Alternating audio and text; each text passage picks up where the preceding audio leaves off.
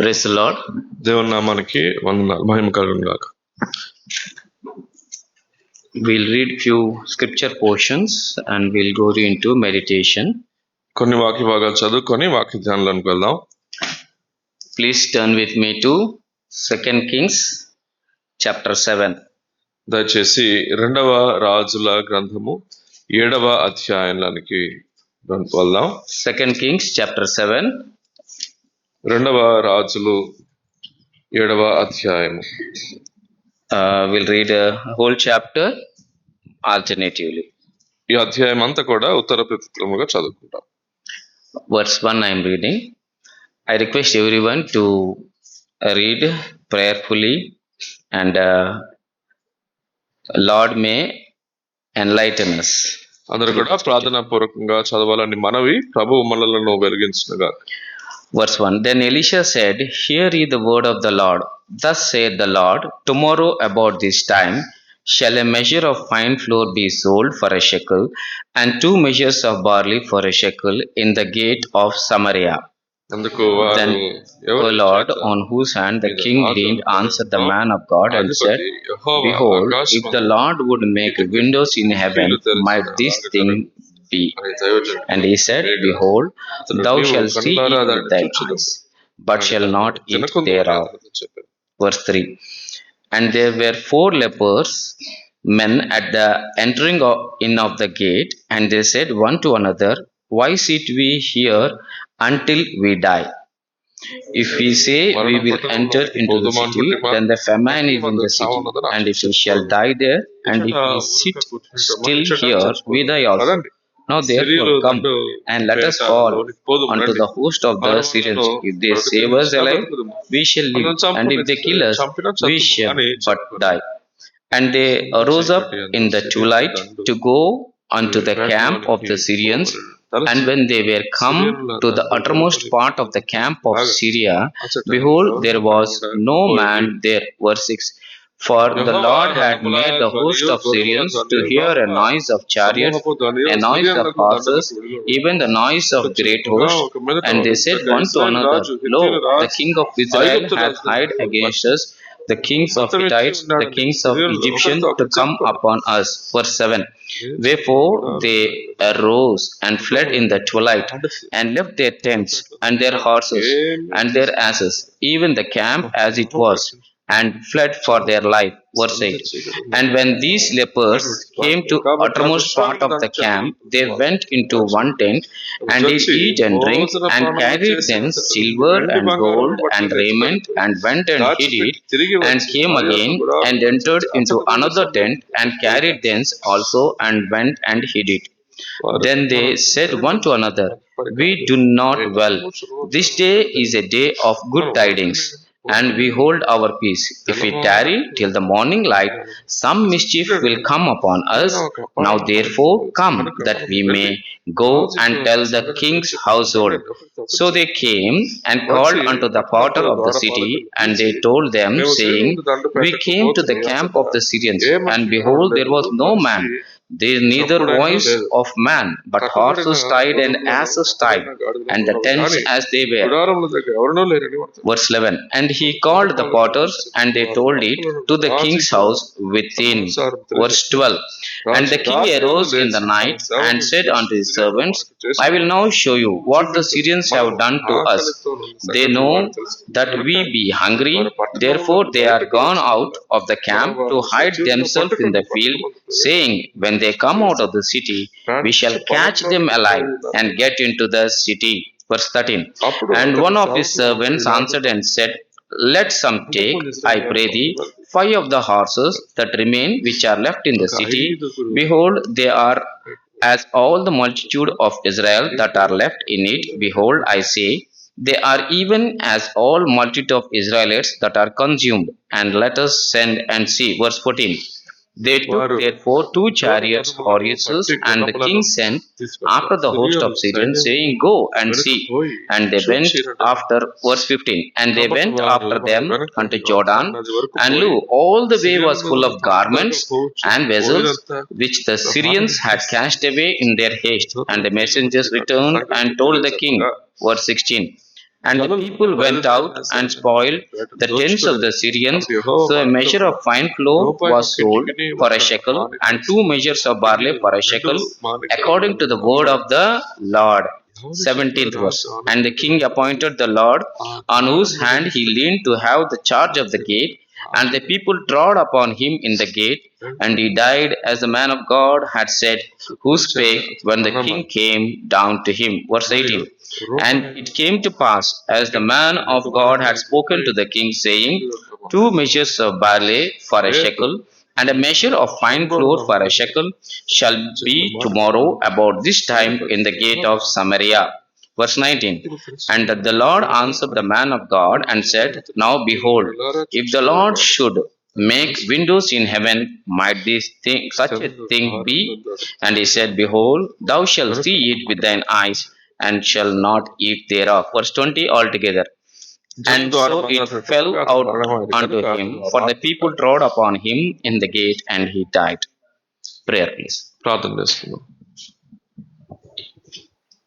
జీవంగల తండ్రి, కృపగల దేవ, ఉదయకాలం నుంచి సమయం వరకు నీ రెక్కల చట్టన భద్రపరిచి ఈ యొక్క సాయంకాలంన ప్రభా నీ మందిరంలో తీసుకొచ్చిన విధానం బట్టి వందనాలు.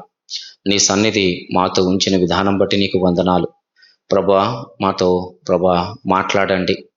ప్రభా ఏ మంచితనం లేని వాణ్ణి, విశదపరచలేని వాణ్ణి, జ్ఞానము తెలివి లేని వాణ్ణి, అనేక విషయాల్లో ఓటమి పతనాలు చెందిన వాణ్ణి, నన్ను నీ ప్రశస్తమైన రక్తంతో కడిగి శుద్ధీకరించి ఉచ్చరణను అనుగ్రహించండి.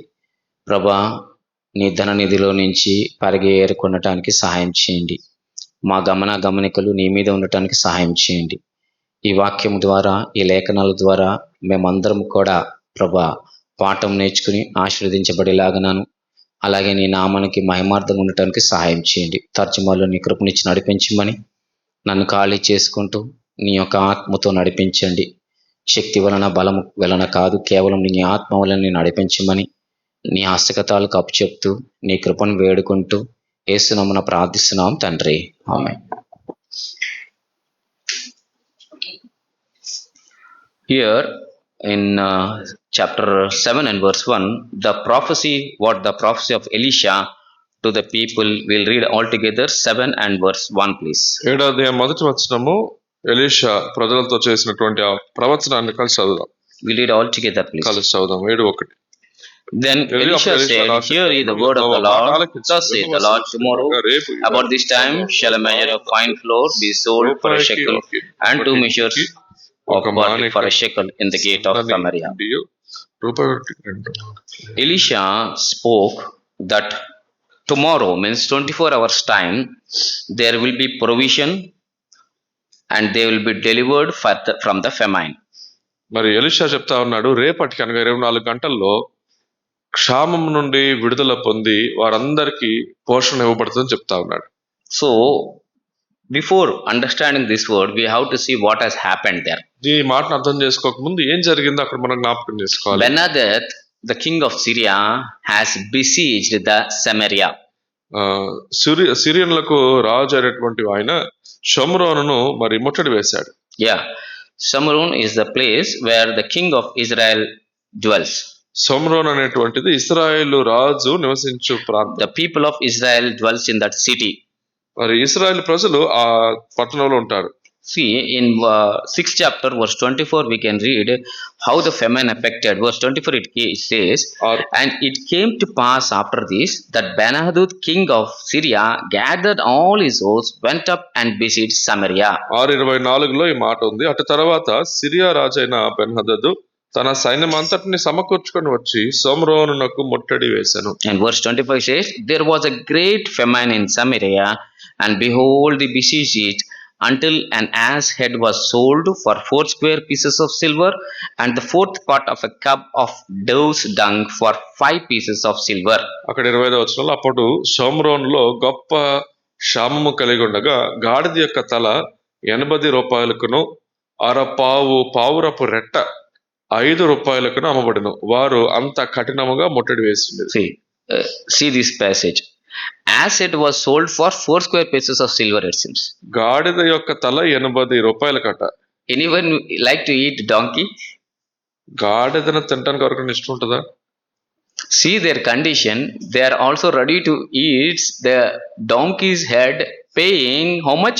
4 square of pieces of silver. చూడండి, 80 రూపాయలు ఇచ్చి కూడా గాడిద యొక్క తల తిట్టాకి రెడీ అయిపోతున్నారు. And worst situation, the fourth part of a cab of dove's dung for 5 pieces of silver. దానికంటే ఘోరము, పావురపు రెట్ట 5 రూపాయలకి అమ్మబడినట్ట. How severe you see their condition.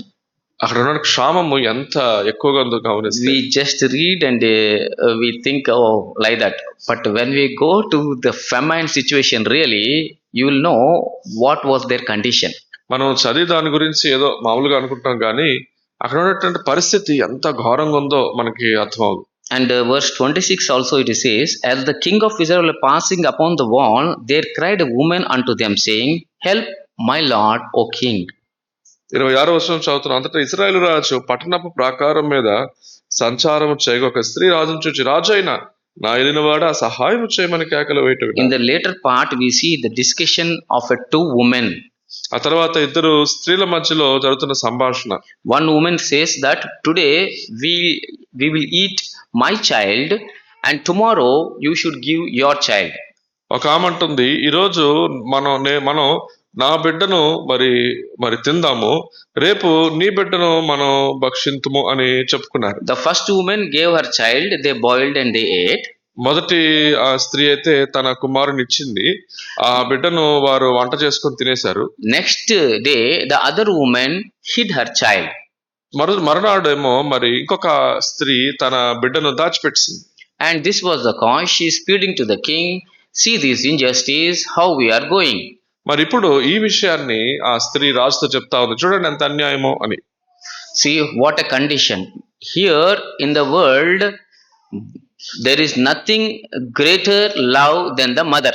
చూడండి, ప్రపంచంలో తల్లి కంటే ఎక్కువగా ప్రేమించేటువంటి ప్రేమ లేదు. That's why in Isaiah it is written, as a mother comforteth his child, I comfort you. అందుకనే యెషయా గ్రంథంలో ఒక తల్లి తన బిడ్డను ఆదరించినట్లుగా నేను నిన్ను ఆదరింతును. Imagine what a devastating state these people were. They were ready to give their children for food. మరి గమనించండి, ఎంత కఠినమైన పరిస్థితుల్లో వీళ్ళు ఉంటున్నారంటే తమ బిడ్డలను ఆహారముగా ఇవ్వటానికి సిద్ధమైపోతున్నారు. See, you are there in the home and you can't go out for the groceries, you can't eat, you are starving for many days, there is no help anywhere. What would be the condition? చూడండి, మీరు ఇంట్లో ఉన్నారు, బయటికి వెళ్ళటానికి ఎక్కడ సరుకులు కిరాణా ఏమీ దొరకట్లేదు, ఎన్నో రోజుల నుండి ఆహారం లేదు, పరిస్థితి ఎలా ఉంటుంది? They were very much going in that devastation, in that starvation, in that famine. All the people were ready, just waiting to eat one upon the other. ఆ విపత్తులో, ఆ క్షామంలో, కఠిన పరిస్థితులలో ఒకరినొకరు భక్షించటానికి సిద్ధమైపోయారు. We may say how it is possible, but the situations allow certain things in our lives. అనుకోవచ్చు మనం, అదలా సాధ్యం అవుతుందండి అని, కానీ పరిస్థితులను బట్టి అలాంటివి మరి సంభవించడం. Hearing that words, the king rent his clothes, put sackcloth upon him, and he went from there. ఆ మాటను విని రాజు తన పై వస్త్రం చింపుకున్నప్పుడు ఆ తర్వాత జనులు లోపల అతన్ని ఒంటి మీద ఉన్న గోనె పట్టును కనబడ్డాయట. And instead of finding a deliverance near the God, the king he took a vow that he is going to take the head of Elisha the prophet. ఇప్పుడు దానికి విడుదల వెతకటం బదులుగా రాజు అంటున్నాడు, ఎలీషా తల ఈ దినమున అతని పైన నిలుచుంటే అని ఆయన చప్పటాకి మరి ఒట్టు పెట్టుకుంటున్నాడు. This thing has been allowed by the God. చూడండి, ఇది దేవుడే అనుమతించారు. But how here the king and the people were accusing one of the other, you might be the reason of this, you might be the cause for this. మరి ఇక్కడ రాజు గాని ప్రజలు గాని దీనికి కారణం నువ్వు ఉండొచ్చు అని ఒకరి మీద ఒకరు నెపము మోపుకోవటం చూస్తాం. Then when he sent his servant to the Elisha, these are the words of the Elisha the prophet to the people. మరి తన సేవకుడిని పంపినప్పుడు ఎలీషా దగ్గరికి ఎలీషా అతనితో చెప్పినటువంటి మాటలు ఇవి. What a good news. Then chapter 7 and verse 1 says that, then Elisha said, hear ye the word of the Lord. Thus saith the Lord, tomorrow about this time shall a measure of fine flour be sold for a shekel, and 2 measures of barley for a shekel in the gate of ఈ Samaria. పరిస్థితుల్లో Elisha చెప్తా ఉన్నాడు, యెహోవా మాట ఆలకించుము. యెహోవా సెలవిచ్చినదేమనగా, రేపు ఈ వేళకు షోమ్రోను ద్వారం వద్ద రూపాయి ఒకటింటికి 1 మానిక సన్నని పిండి, రూపాయి ఒకటింటికి 2 మానికలు ఎవరును అమ్మబడును. Yeah, wonderfully God made provision there. దేవుడు ఆశ్చర్యంగా అక్కడ మరి సమృద్ధినిచ్చాడు. But later verses we see the disbelief of the king's officer. ఆ తర్వాత కానీ మరి రాజుగారి అధికారికి ఉన్నటువంటి అపనమ్మకం మనం చూస్తాం. Disbeliefs will make that we should not receive the blessings. ఈ అపనమ్మకం వలన దేవుని ఆశీర్వాదాన్ని పొందుకోలేనిదిగా మనం అవుతాం. When we read this whole chapter, 2 Kings chapter 7, ఈ 2వ రాజుల 7వ అధ్యాయం అంతా చదివితే we can see here God brings sudden miraculous deliverance. ఇక్కడ దేవుడు మరి ఆశ్చర్యకరమైన విడుదలను ఇస్తున్నట్టుగా చూస్తాం. Yeah, from starvation, కరువు నుండి, from besieged Samaria, ముట్టడి వేయబడిన ఆ పట్టణం నుండి. And here we see God uses unexpected people. దేవుడు అనుకోనని ప్రజలను వాడుకుంటాడుగా చూస్తాం. Yeah, I want to say these words. God's word rules over human logic. మరి నేను ఈ మాట చెప్పాలనుకుంటున్నాను. దేవుని వాక్యము మానవుల యొక్క జ్ఞానమును అధిగమించిందిగా ఉంటుంది. Human logic, we say that, oh, seeing this situation, now we are going to face certain things. మానవుని జ్ఞానం ఏం చెప్తుందంటే, ఈ పరిస్థితి ఉన్నప్పుడు ఇవి మనం ఎదుర్కొంటాం అన్నట్టుగా మానవుని తత్వజ్ఞానం చెప్తుంది. We see the human logic everywhere. ఈ మానవుని జ్ఞానం ప్రతి చోట మనకు కనబడుతూనే ఉంటుంది. But God's word rules out all human logic. కానీ దేవుని వాక్యము మానవుల జ్ఞానం అంతటికి పైన ఉంటది. See, for example, when Samuel, the prophet Samuel, went to Jesse's house to select the king for Israel. ఉదాహరణకు ప్రవక్త అయిన సమూయేలు ఇశ్రాయేలుకు రాజును ఎన్నుకొనుటకు యెషై ఇంటికి వెళ్ళినప్పుడు, then the Jesse showed the 7 kings, the first 7 children. That is, first one was Eliab. మరి అక్కడ యెషై తన 7 కుమారులు చూపిస్తూ మొదటివాడు ఎలియాబ్ వచ్చాడు. Yeah, seeing he is very hefty personality, very strong, good looking, Samuel thought by appearance he might be the king. ఎంతో ఎత్తుగా కనబడి చక్కటి మరి రూపంలో ఉన్నాడు గనుక ఇతడే రాజు అయింటాడని సమూయేలు అనుకున్నాడు. But what God said? దేవుడు ఏమన్నాడు? He does not see the appearance, outer appearance. దేవుడు పై రూపంను లక్ష్య పెట్టాడు. Yeah, we can read that verse. 1 Samuel. ఆ వచనం చదువుదాం. మొదటి సమూయేలు గ్రంథం chapter 10, 10వ అధ్యాయము verse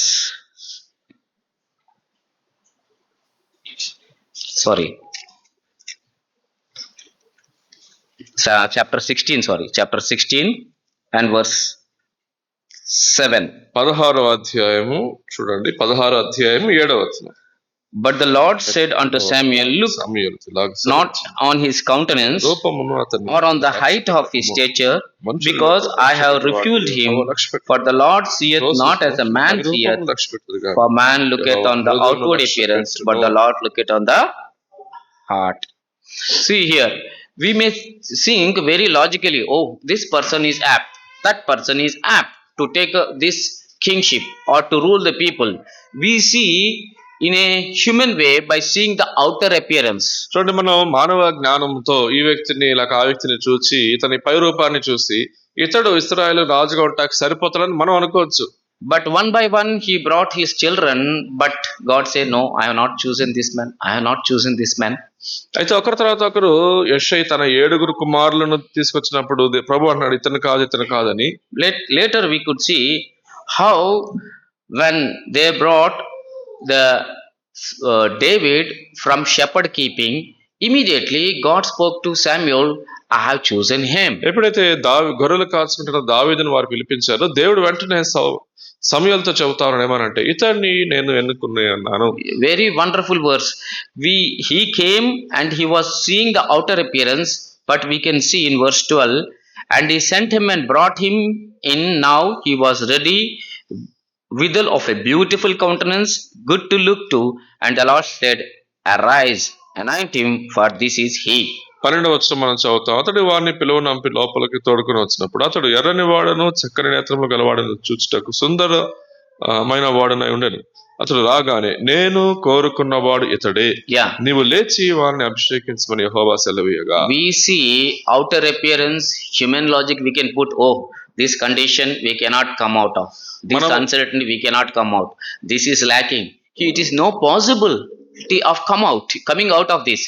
But God can change all our impossibilities to possibilities. మనం పైరూపాన్ని లక్ష్య పెట్టి మనం ఈ పరిస్థితిలో ఉన్నాం గనుక ఇక్కడ నుంచి బయటికి రాలేము, ఈ పరిస్థితుల నుంచి బయట పడలేమని మనం అనుకుంటాం, కానీ దేవుడు అసాధ్యమైన వాటిని సాధ్యపరచు. Here it is sudden turnarounds belongs to God. Sudden. మనం అనుకోకుండా మరి అకస్మాత్తుగా జరిగేటువంటి ఒక విడుదల మనం చూస్తా ఉన్నాం. అది ప్రభు వల్లనే కలుగుతుంది. Did David imagine that he is going to become the king? మరి దావీదు ఎప్పుడైనా ఊహించుంటాడా తన రాజు అవుతాడని? Did Samuel imagine? సమూయేలు పోనీ అనుకున్నాడు? Did Jesse thought? యెషయా అనుకున్నాడా? Did their brothers they thought? వాళ్ళ సహోదరుల్లో ఎవరికైనా ఆలోచన వచ్చిందా? They were all might be thinking he is the only shepherd keeping, he is only fit to take care of the sheep. ఇతను గొర్రెల కాపరి చిన్నాడు, వాడు గొర్రెలు కాసుకోవటాకే పనికొస్తాడు అనుకుని ఉంటారు. Here in this case also, the officer and the king of Samaria, they told, how it is possible? If God would open the windows of the heaven, then only it might be possible, otherwise how it will be possible? ఇక్కడ వారు కూడా అలాగే అంటున్నారు. రాజుగారి అధికారులు కూడా, యెహోవా ఆకాశపు కిటికీలు తెరిస్తే కానీ ఇది సాధ్యం అవుదే, ఎట్లా అవుతుంది ఇది అని. Many a times we may be wondering the situations we are going. See, here job uncertainty is there, no salaries, nothing goodness is there. How can I come out of this situation? మనం కూడా చాలాసార్లు అనుకుంటాం, ఇక్కడ ఉద్యోగంలో కష్టాలు ఉన్నాయి, జీతాలు రావట్లేదు, ఇలాంటి కఠినమైన పరిస్థితుల నుండి నేను బయటికి ఎలా రాగలను? And sometimes we may think, oh, this sickness, how can I come out of this? కొన్నిసార్లు ఈ వ్యాధి అనారోగ్యత ఉన్నప్పుడు దీనిలోంచి ఎలా బయటకు రాగలను? How can I come out of this famine of poverty? నేను ఈ కరువులో నుంచి లేక ఈ పేదరికం నుంచి ఎలా బయటకు రాగలను? This you are thinking and you are imagining worse things, but you have to trust on the God who can turn everything in your life and change everything. ఇవి మనం జరుగుతాయని ఆలోచించి ఇంకా గవర్నమెంట్ జరుగుతాయి అనుకుంటామేమో, కానీ దేవుడు సమస్తమును అసాధ్యమైనది సాధ్యముగా చేసే దేవుడి వైపు మనం చూడాలి. See, what worst thing will happen?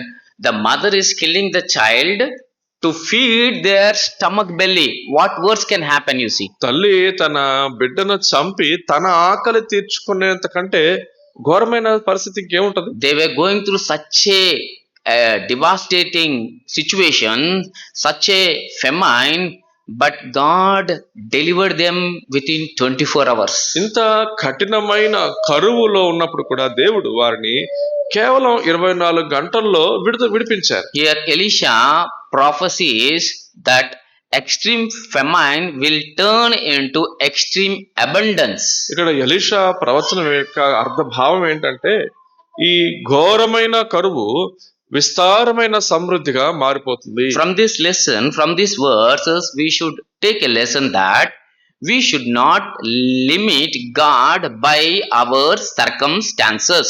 ఈ అధ్యాయం నుంచి మనం నేర్చుకోవాల్సిన పాఠం ఏంటంటే, దేవుని యొక్క సామర్థ్యతను మన పరిస్థితులకి పరిమితం చేయకూడదు. Many a times we go through certain situations, circumstance, we say, no, it is not possible, I cannot come. We cry, we go into despair, we get depressed, discouraged.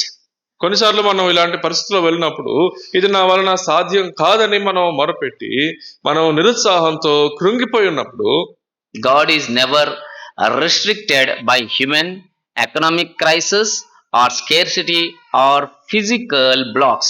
దేవుడు ఎప్పుడు కూడా మానవుల యొక్క ఆర్థిక పరిస్థితిని బట్టి, మానవుని యొక్క కరువును బట్టి లేక భౌతిక పరిస్థితులను బట్టి పరిమితమైన వాడు కాదు. When your thoughts and your ways which are there are ruining in your life, please turn with me to one word which will give us so strength. Isaiah chapter 55. ఒకవేళ నీ ఆలోచనలు నీ ఆ తలంపులే నిన్ను పరిమితం చేస్తుంటే దయచేసి నా కోసం నాతో పాటు ఒక వచనాన్ని చూడండి. యెషయా గ్రంథం 55వ అధ్యాయం 8 and 9 we'll read together, please. 8-9 వచనాలు కలిసి చదువుకుందాం. యెషయా గ్రంథము 55వ అధ్యాయము 8-9 వచనాలు We'll read all together, please. కలిసి చదువుకుందారండి. నా For my thoughts are not your thoughts, neither your ways my ways, saith the Lord. For as the heaven are higher than the earth, so are my ways higher than your ways, and my thoughts than your thoughts. అంత ఎత్తుగా ఉన్నవి. When in your life, seeing your circumstances and situation, the thoughts are bombarding you ఎప్పుడైతే and you are going to discourage, just remember, your thoughts and your ways are not God's ways and God's plans. You surrender unto Him. ఎప్పుడైతే నీ జీవితంలో పరిస్థితులు నీకు వ్యతిరేకంగా ఉన్నాయో, నీ మీద నీ ఆలోచనలు తలంపులు దాడి చేస్తా ఉన్నాయో, అప్పుడు నువ్వు జ్ఞాపకం చేసుకోవాల్సిన విషయం ఏంటంటే నీ తలంపులు నీ మార్గములు యెహోవా తలంపులు మార్గములు వంటివి కావు. Yeah, wonderful verses. It is written in Jeremiah, I think 32 and verse 27. It is anything too hard for the God? ఇర్మీయా గ్రంథం 32:27లో చక్కటి మాట ఉంది కదా, యెహోవాకు అసాధ్యమైనది ఏదైనా ఉండునా. And Luke 1:37, is anything impossible to the God? అలాగే లూకా 1:37లో ప్రభువునకు అసాధ్యమైనది ఏదైనా ఉన్నదా. Remember Paul, when he was going through mockery, going through stripes, going through death, he says in Philippians 4:13, I can do all things through Christ which strengtheneth me. పౌలుని జ్ఞాపకం చేసుకుందాం. ఆయన ఎన్నో శ్రమలలో, హింసలలో, మరణము ద్వారా కూడా ఆయన వెళ్ళవలసి వచ్చినప్పుడు ఆయన అంటున్నాడు, నన్ను బలపరచు వాడైన క్రీస్తు ద్వారా నేను సమస్తమును చేయగలను. So do not limit God by your circumstances in your life. కాబట్టి నీ పరిస్థితులను బట్టి దేవుని సామర్థ్యతకు పరిమితులు వేయవద్దు. And we may ask, we are hearing the word of God, we are encouraged, but you may ask, when will be the precise time will come?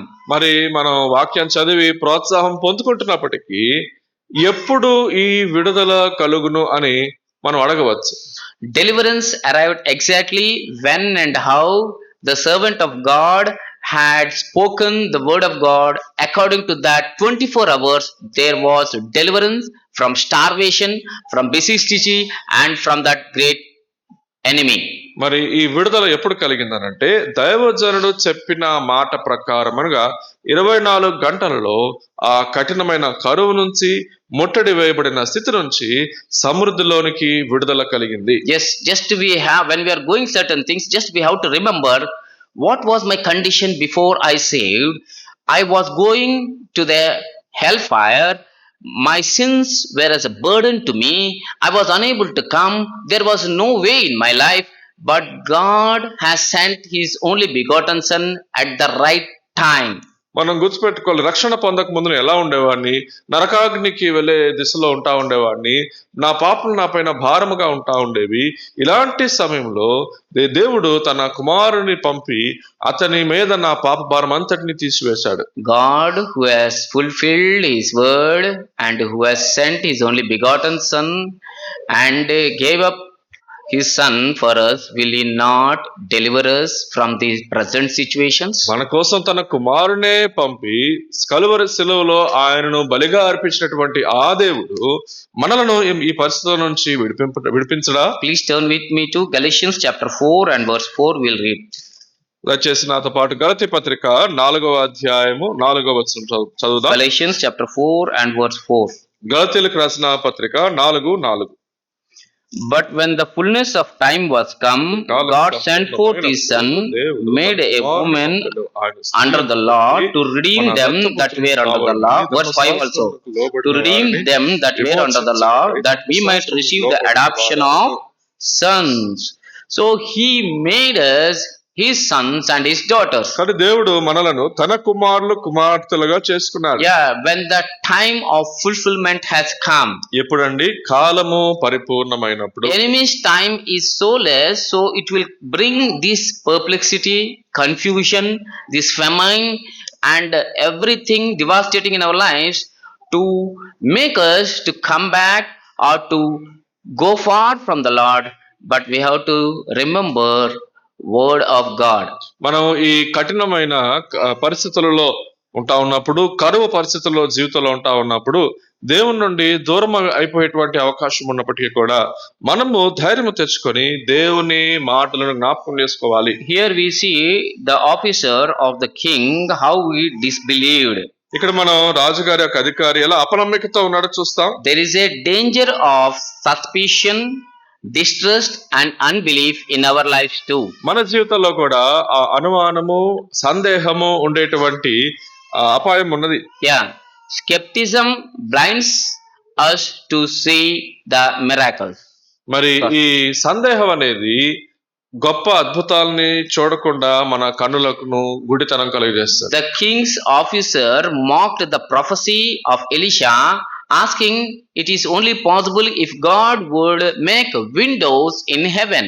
రాజుగారి అధికారి Elisha ప్రవచనం మీద మరి అతడు దాన్ని హేళన చేస్తా అంటున్నాడు, యెహోవా ఆకాశమందు కిటికీలు తెరిచిన అలాగూ జరుగునా అని.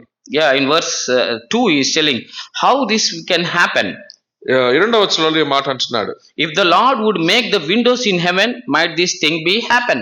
మరి యెహోవా ఆకాశమందు కిటికీలు తెరిచిన అలాగూ జరుగునా అని అడుగుతున్నాడు. See, this unbelief cost you the blessings. ఈ అపనమ్మిక వలన అతడు ఆశీర్వాదాన్ని చూడలేకపోయాడు. Yeah, he could not see. There was abundance, but he could not see. He died there. అక్కడ సమృద్ధి కలిగింది, కానీ దాన్ని అనుభవించకుండానే ఆయన మరణించాడు. Because of his doubt, the officer was told he would see the abundance, but could not eat it. అతని సందేహం వలన అతనికి ఏం చెప్పారంటే, నీవు కన్నులారా దాన్ని చూస్తావు గాని దాన్ని తినకుందవు. Elisha said, behold, thou shalt see it with thine eyes, but shall not eat thereof. Elisha అంటున్నాడు, నీవు కన్నులారా దాన్ని చూచెదవు గాని దాన్ని తినకుందువు. Yeah, we will turn compare to this verse, Hebrews chapter 3 and verse 19, please. ఈ వచనాన్ని సరిపోలుస్తూ హెబ్రీ పత్రిక 3:19 చూద్దామా? 3 and 19. హెబ్రీలకు రాసిన పత్రిక 3:19 వచనం. We'll read all together, please. కలిసి చదువుకుందాం. So we see that they could not enter in because of unbelief. Here there is a great example. The people, because of their unbelief on the word of God, they could not enter into the promised land. ఇక్కడ ఉన్నటువంటి ఉదాహరణ ఏంటంటే, దేవుని ప్రజలు దేవుని వాక్యం పైన నమ్మకము ఉంచకపోవటం వలన అవిశ్వాసము చేతనే వారు ప్రవేశించలేకపోయారు. Yeah, brother, we are hearing these messages, many things, but my situation, my circumstance is there. Where I could have faith, how can I believe, you may say.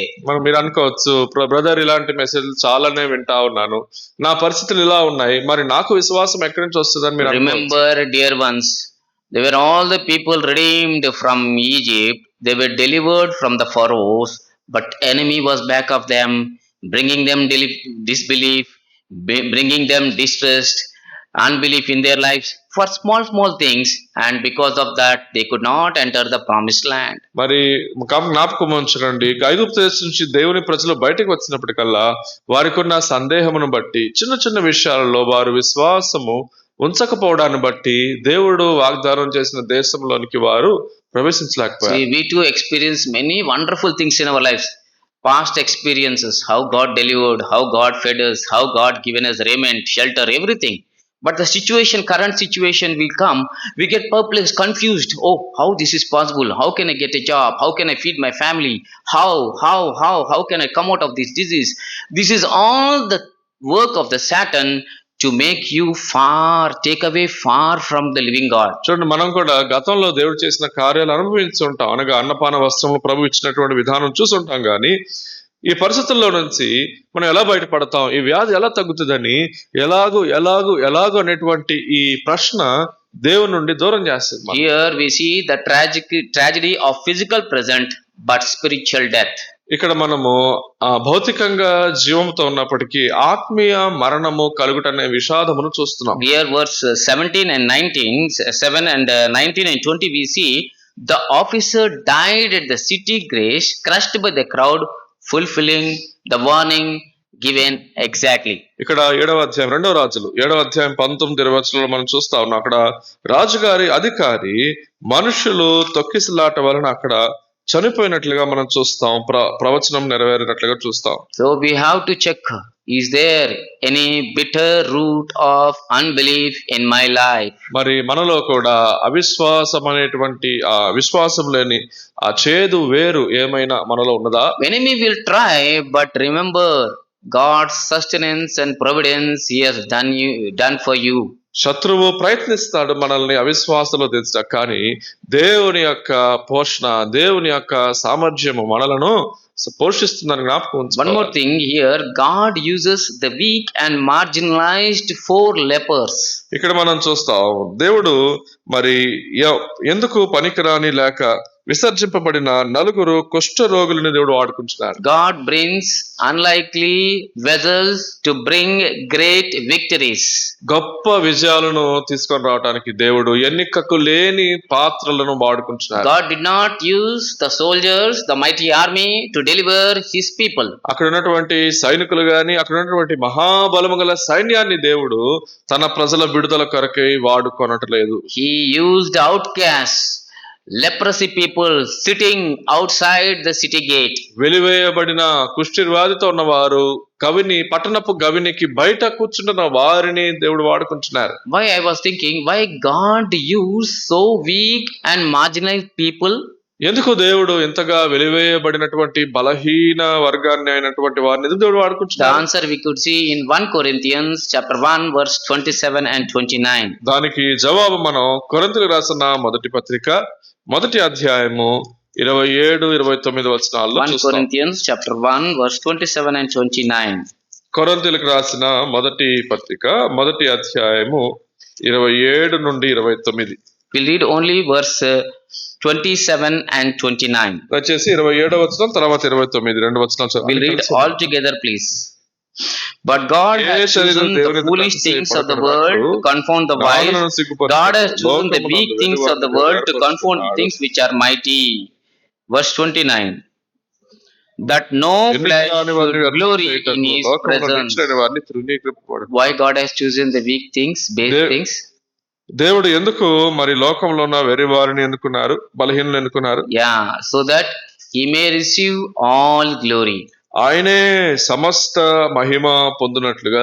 And God has used these weak people. Why? Because divine power may manifest best in human weakness. ఎందుకు దేవుడు వారిని ఎన్నుకున్నాడు అంటే, మానవ బలహీనతలోనే దేవుని శక్తి ప్రస్ఫుటముగా కనబడుతున్నది. This verse we can read in 2 Corinthians chapter 12 and verse 9. My grace is sufficient. ఈ వచనాన్ని మనం 2 కొరింథీ 12:9 చదువుతాం. నా కృప నీకు చాలును. So that in my weakness His strength may be manifested. దాని ద్వారా నా బలహీనతలో ఆయన బలము పరిపూర్ణమగుచున్నది. Not only that, He wants to expose, He wants to show the emptiness of worldly power. అంత మాత్రమే కాదు, లోకములో ఉన్నటువంటి శక్తి బలానికి ఉన్నటువంటి శూన్యతను దేవుడు చూపించాలని. Luke chapter 1. లూకా సువార్త 1వ అధ్యాయంలో, Luke chapter 1. లూకా 1వ అధ్యాయము verse 52 and 53 will read. 52-53 వచనాలు మనం చదువుదాం. 52 and 53 please. లూకా 1వ అధ్యాయము 52-53 వచనాలు. 52 we'll read all together. He hath put down the mighty from their seats and exalted them of low degree. He hath filled the hungry with good things, and the rich He has sent empty away. Such is our God. మన దేవుడు ఇటువంటి వాడు. We may think how it is possible. God can make all things possible. ఇది ఎలాగూ జరుగునని మనం అనుకుంటాం, కానీ దేవుడు సమస్తమును చేయగలడు. So that no man receives glory, only the Lord. దీని ద్వారా దేవునికి తప్ప ఎవరికి మహిమ రాదు. Why God uses these marginalized, weak and beast people? ఎందుకు దేవుడు ఈ బలహీనమైనటువంటి వారిని దేవుడు వాడుకుంటున్నారంటే, to develop absolute faith and trust on God. దేవుని మీద సంపూర్ణ విశ్వాసము నమ్మికను మరి పెంచటానికి. See, many people, preachers, they preach long and we hear in amazement seeing how wonderful they are preaching. కొంతమంది ప్రసంగికులు వాళ్ళు చెబుతా ఉన్నప్పుడు వాక్యం మనం చాలా ఆశ్చర్యంతో వింటాం. We see some people who is spokesman, great person coming from America, only 1 hour, lakhs and tens of reals will give to their speech. మరి ఎంతో డబ్బులు మనం ఇస్తాం. అమెరికా నుండి వారు ప్రసంగాలు వచ్చి వారు కొన్ని వాక్యం చెబితే, but here Bible tells in a different way. కానీ ఇక్కడ వాక్యం చెప్తున్న వేరే విధానంలో ఉంది. To prove that God qualifies the called. దేవుడు పిలిచిన వారిని మరి ఆయన సామర్థ్యత వాళ్ళకి కలుగజేస్తారు. He does not look on your intellectual or your ability. దేవుడు నీ యొక్క జ్ఞానమును లేక నీ సామర్థ్యతను చూడడు గాని, but he looks for the availability. కానీ నువ్వు అందుబాటులో ఉన్నావో లేదో చూస్తాడు. I can say I was good for nothing, not able to stand here and to translate because I don't know to read properly also. It is when I was available, first day brother Eric called and continuously was calling. I was thinking, when he will not call me, it would be better.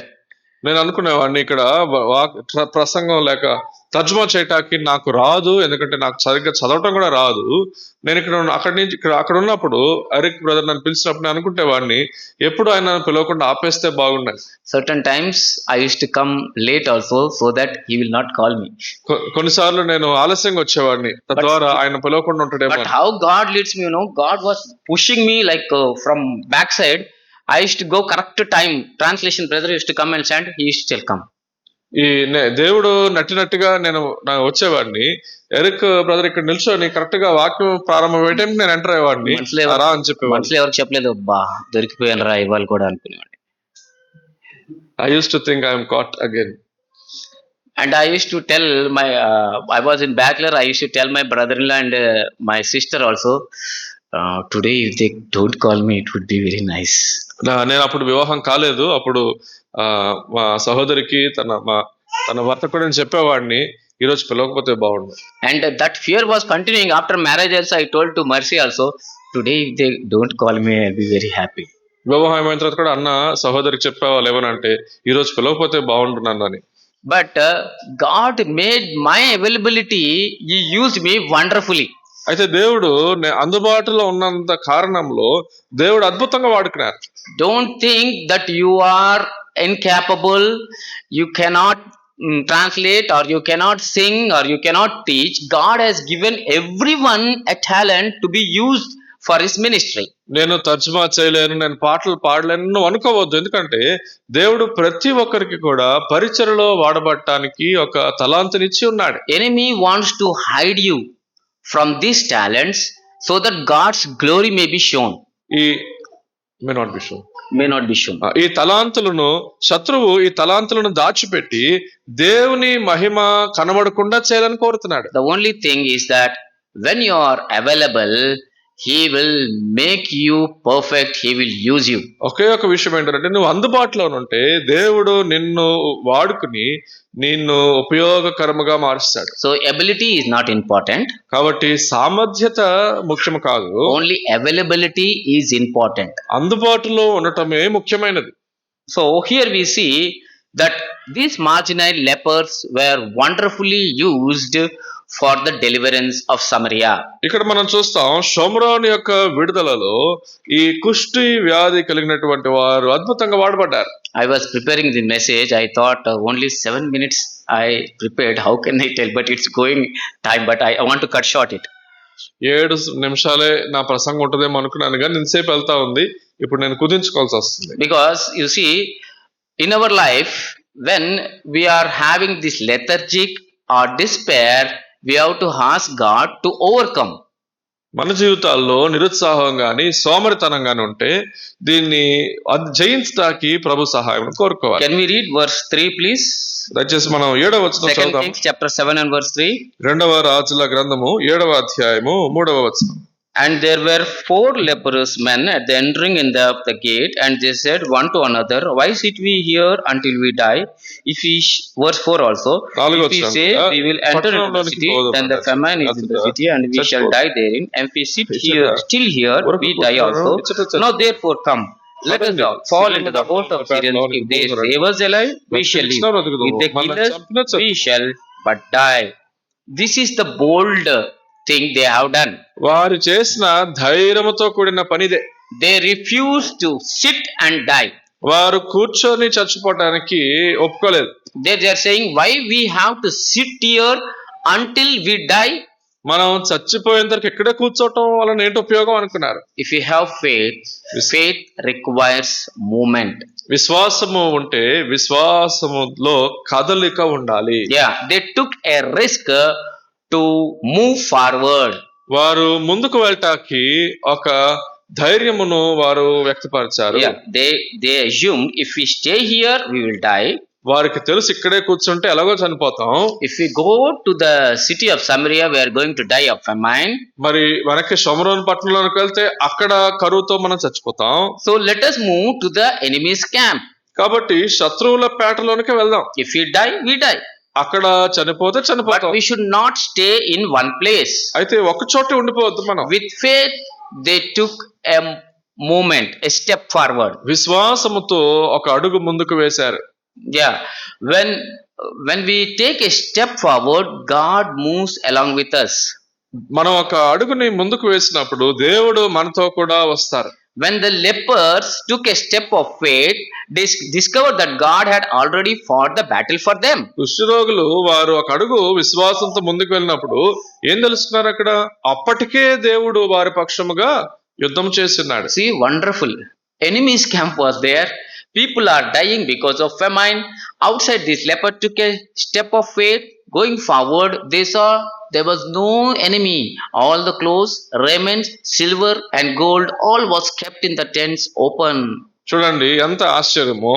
ఇక్కడేమో పాలెంలో కరువు ఉంది, బయటేమో వాళ్ళు శత్రువు ముట్టడి వేశారు అని అనుకుంటున్నారు. కానీ కుష్ఠరోగులు వెళ్ళి చూస్తే ఆ పేట ఉంది కానీ దాంట్లో శత్రువులు లేరు.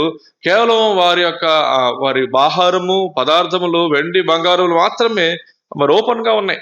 They took a step of faith like Abraham in Hebrews chapter 11 and verse 8, where Abraham left everything, seeing God's call and provision. యెహోవా యొక్క పిలుపు మేరకు సమస్తమును విడిచిపెట్టిన అబ్రహాము, ఫిబ్రవరి 11 మనం చదువుతాం, ఆయన వలె వీరు విశ్వాసంతో అడుగు వేశారు ముందుకి.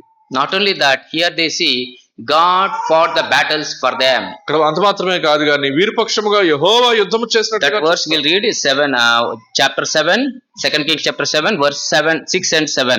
అక్కడ మనం 7వ అధ్యాయము 2వ రాజులు 6-7 వచనాలు చదువుతాం చూడండి. For the Lord had made the host of Syrians to hear a noise of chariots, a noise of horses, even the noise of great hosts.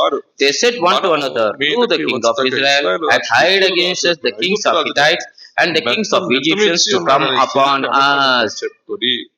See, God changed their thought pattern, everything, and their heart was filled with the fear. చూడండి దేవుడు శత్రువుల యొక్క ఆలోచనను మార్చివేశారు, వాళ్ళకి భయం కలుగుతా ఉంది. This reminds us when we are going through these kinds of situation, remember the battle belongs to the Lord. ఇలాంటి పరిస్థితుల్లో వెళ్తున్నప్పుడు ఒకటి జ్ఞాపకం ఉంచుకోండి, ఏమనంటే యుద్ధము యెహోవాది. Exodus 14:14 says that the battle is of the Lord. నిర్గమ 14:14 చెబుతా ఉన్నది యుద్ధము యెహోవాదే. And Deuteronomy 1:30 says God will go before you and fight with the enemies. ఋతోపదేశ కాండం 1వ అధ్యాయం 30వ వచనం చెబుతా ఉంది, యెహోవా మీకు ముందుగా వెలుచు మీ పక్షమున యుద్ధములు చేయును. One of my favorite is 2 Chronicles chapter 20 and verse 15, where 3 armies were attacking the people. We could see Jehoshaphat prayed and sang songs. That was enough. Enemy killed themselves and there was a great victory. నాకు ఎంతో ఇష్టమైనటువంటి ఒక వాక్య భాగం 2 దినవృత్తాంతం 20వ అధ్యాయం 15వ వచనంలో అక్కడ ముగ్గురు శత్రువులు యెహోషాపాతు మీదకి ముట్టడి వేసి వచ్చినప్పుడు ఆయన కేవలము పాటలు పాడి విశ్వాసముతో దేవుని స్తుతించినప్పుడు దేవుడు గొప్ప విజయం ఆయనకి ఇచ్చాడు. If you are facing distress, if you are facing these kinds of situations where you cannot come off, the only remedy is to praise and worship God. నీ జీవితంలో వేదన దుఃఖము కలిగి బయటికి రాలేని పరిస్థితుల్లో నీవు ఇరుకున పడినట్లయితే ఉన్న ఒకే ఒక ఉపాయం ఏంటంటే దేవునికి స్తుతించి ప్రార్థన చేయటమే. This is the ultimate solution for all our fears, anxieties and uncertainties. మన జీవితంలో ఉన్నటువంటి భయము, ఆందోళన, అనిశ్చిత పరిస్థితులన్నిటికీ కూడా ఇది మాత్రమే ఉత్తమమైన పరిష్కారం. The Satan may tell, your voice is not tuned, you cannot sing. సాతాను ఒకళ్ళు చెబుతాడేమో, నీ గొంతు అస్సలు బాగోదు, నువ్వేం పాటలు పాడతావని. Yeah, you don't know the right words, but you start singing whatever. You don't bother about your tone. God will give you deliverance. నీకు రాగాలు రావు, ఇవన్నీ వాడు చెబుతాడు గాని దాని గురించి నువ్వు పట్టించుకోకుండా పాటలు పాడుతూ ప్రభువును స్తుతించడం ప్రారంభిస్తే దేవుడే విడుదలనిస్తాడు. Lastly, we see the lepers.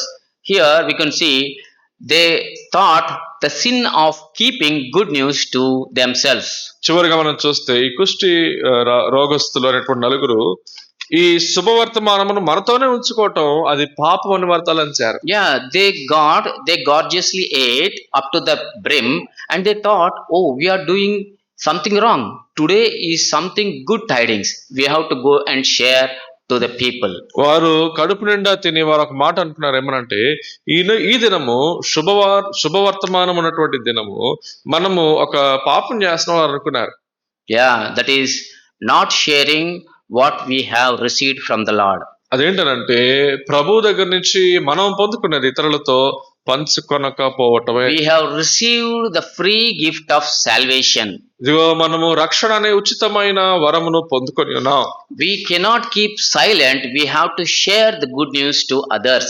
మనము ఊరకొనక ఈ శుభవార్తను ఇతరులకు మనం పంచే వారం ఉండాలి. These lepers, if they have kept that good news with them only, then they would be more devastating. They say, if we don't go and share, it may cause devastation in our lives. ఈ కుష్ఠరోగస్తులు ఒకవేళ తమతోనే ఈ యొక్క మరి సమాచారం ఉంచుకున్నట్లయితే వారి జీవితానికి ఎంతో అదొక వేదనగానే మిగిలిపోయేది. We'll read one verse and close. ఒక వచనం చదివి ముగించుకుంటాం. Matthew 28 and verse 20.